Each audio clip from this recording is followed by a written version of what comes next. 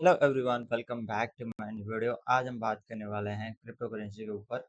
Crypto currency क्या है या फिर कॉइन्स क्या होते हैं।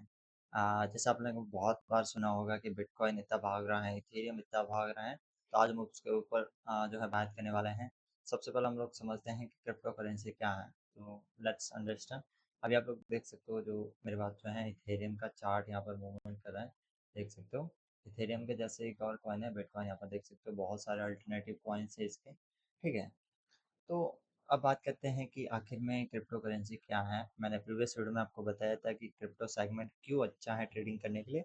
आज हम बात कर रहे हैं कि क्रिप्टो क्या है, करेंसी क्या है, कॉइन्स क्या है। तो सबसे पहले हम लोग करेंसी को समझते हैं।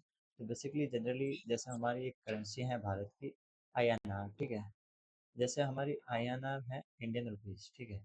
वैसे क्रिप्टो जो है, ये जो क्रिप्टो है, ठीक है, ये क्रिप्टो एक ग्लोबल करेंसी है। ठीक है। ये एक ग्लोबल करेंसी है, ठीक है, जो कि पूरी दुनिया में ट्रेड होती है। ठीक है, मैंने आपको ये पिछली वीडियो में भी बताया था। एक ग्लोबल करेंसी है। इसके बेनिफिट्स क्या हैं। पहली चीज़, जैसे इंडियन रुपीज़ है तो इसको जो है हमारी जो भारतीय सरकार है, इंडियन गवर्नमेंट है, वो कंट्रोल करती है, जो कि बैंक के थ्रू कंट्रोल होता है। ठीक है। इंडियन गवर्नमेंट कंट्रोल करती है। लेकिन वहीं अगर क्रिप्टो की मैं बात करूँ, तो क्रिप्टो एक मात्र ऐसी करेंसी है जिसको कोई भी सरकार या फिर कोई भी देश कंट्रोल नहीं करता है। ठीक है। ये पूरी तरह से एक डिजिटल करेंसी है। जैसे गोल्ड की बात कर रहे हैं, हम डिजिटल गोल्ड की बात कर रहे हैं, वैसे ही ये जो है डिजिटल करेंसी है, बिटकॉइन और अदर कॉइन्स। ठीक है। तो सेम करेंसी है। ठीक है। जैसे इंडियन रुपीज़ को हम लोग टच कर सकते हैं, देख सकते हैं। ठीक है। एंड इस पर जो है गवर्नमेंट का कंट्रोल होता है। लेकिन क्रिप्टो करेंसी में क्या होता है, इसको हम लोग ना तो टच कर सकते हैं, ना इस पर जो है किसी भी गवर्नमेंट का कंट्रोल होता है। ठीक है। तो ये एक करेंसी होती है।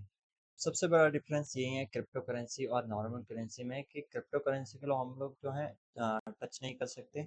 लेकिन यहाँ पर जो नॉर्मल करेंसी है उसको हम लोग यूज़ कर सकते हैं, फिजिकली देख सकते हैं, यूज़ कर सकते हैं। ठीक है।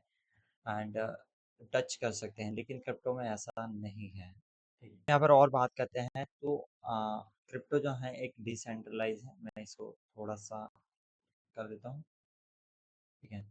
अब क्रिप्टो जो है एक डिसेंट्रलाइज करेंसी है। डिसेंट्रल करेंसी का मतलब होता है कि इस पर किसी भी गवर्नमेंट का कंट्रोल नहीं होता है।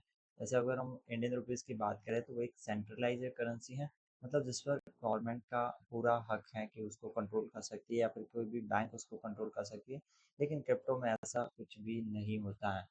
ठीक है। ये पूरी तरह से डिजिटल है।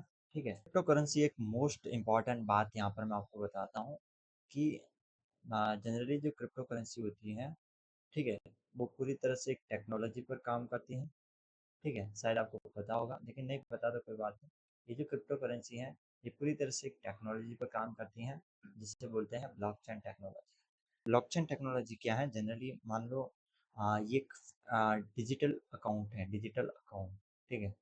जो कि किसी पर्सनल बैंक या किसी गवर्नमेंट के अंडर कंट्रोल में नहीं रहता है, या फिर किसी के द्वारा ऑपरेट नहीं किया जा सकता। ये जनरली सारे कंप्यूटर्स के पास अवेलेबल होता है और इसके डाटा को हैक नहीं किया जा सकता। तो हम बात करते हैं बिटकॉइन की। जब हम क्रिप्टो का नाम लेते हैं तो बिटकॉइन हमारे पास सबसे पहला नाम आता है कि भैया बिटकॉइन क्या है। ठीक है। तो एक चीज़ यहाँ पर नोटिस करना है, बिटकॉइन एक कॉइन है। ठीक है। एक कॉइन है, या फिर इसको आप करेंसी भी बोल सकते हो, जैसे इंडियन रुपीज़ है। तो बिटकॉइन एक कॉइन है। ठीक है, जिसमें हम लोग ट्रेड करते हैं। इसको जो है 2009 में बनाया गया था, और इसकी जो सप्लाई है वो लिमिटेड है। ठीक है। मतलब एक और मोस्ट इम्पॉर्टेंट बात, जो बिटकॉइन जो है पूरी दुनिया में सिर्फ लिमिटेड है, सिर्फ 21 मिलियन बिटकॉइन ही बनाए जा सकते हैं। इसकी जो सप्लाई है वो लिमिटेड है। ठीक है। जैसे गोल्ड की सप्लाई लिमिटेड है, वैसे ही बिटकॉइन की सप्लाई भी लिमिटेड है। ईस्टर्न टेक्नोलॉजी में क्या होता है, या फिर जो बिटकॉइन रन करता है उसमें क्या होता है, जैसे मैं यहाँ से इसको ट्रेड कर रहा हूँ। ठीक है। तो मेरा ये जो पैसा है, ये डिजिटली इसके पास में जा रहा है डायरेक्टली। ठीक है।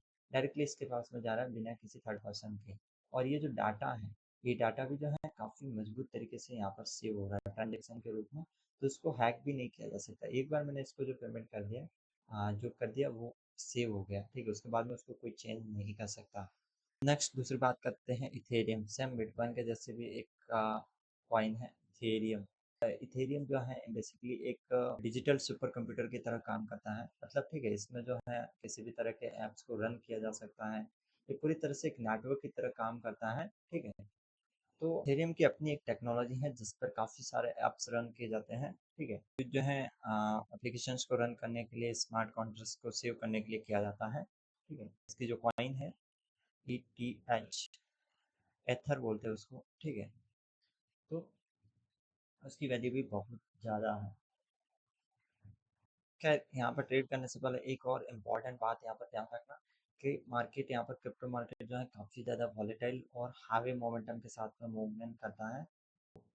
Thank you everyone. अगर आपको वीडियो अच्छा लगा तो लाइक कर देना एंड चैनल में सब्सक्राइब कर देना। मैं मिलता हूँ आपको नेक्स्ट वीडियो में, तो चलिए बाय बाय, थैंक यू।